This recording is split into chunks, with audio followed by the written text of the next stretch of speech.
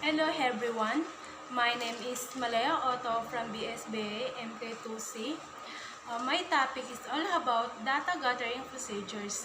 Data gathering procedures is the first and most important step in the research process, first and regardless of the type of research being conducted. Data gathering procedures is dito is ikukwento mo lang kung paano ang naging process ng pag-conduct nyo ng survey.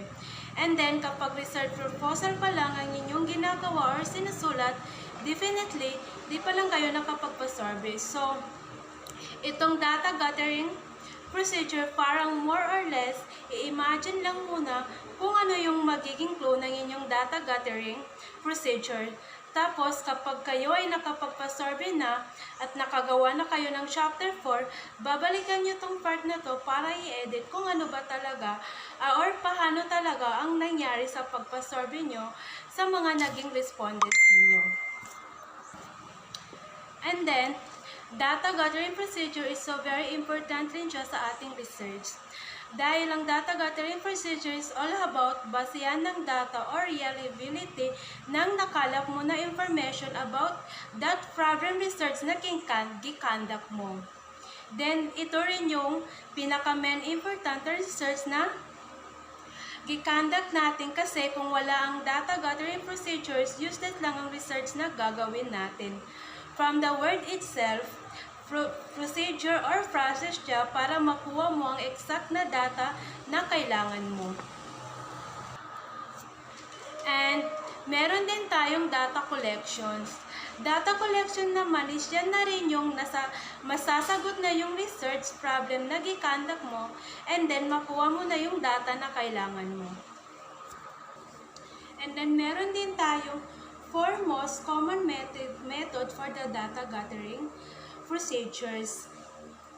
In these articles, we will look at the four different data collection techniques. First is observations. Observations, yan na yun yung mag-o-observe ka sa mga magiging respondents mo and sa mga kasamahan mo. Pangalawa is interview, is yan na rin yung after mo magpa-conduct ng research is need mo i-interview yung mga naging respondents mo about sa research na gipa-conduct nyo. And letter C is focus group. Focus group is yan na rin yung kailangan is if ever na nag-explain yung leaders nyo or yung co-leaders nyo o kung sino man sa grupo nyo is need nyo makinig at dapat nakafocus lang kayo sa grupo ninyo and yung mind nyo is nasa grupo lang ninyo. And in letter D, survey. Yung survey is yan na yung nakagawa na kayo ng questionnaires and in-need nyo na siya ipasagot sa mga magiging respondents ninyo. And then, meron din tayong top 6 data collection methods.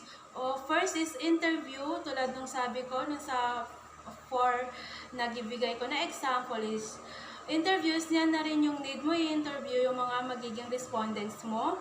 And ng pangalawa is questionnaire survey. Questionnaire is yan na yung gagawa kayo ng question na ipapasagot nyo sa mga magiging respondents nyo. And pangatlo is observation. Observation, yan na rin yung need nyo mag-observe sa mga magiging respondent nyo or sa mga kasamahan ninyo. And number 4 is documents and records. Documents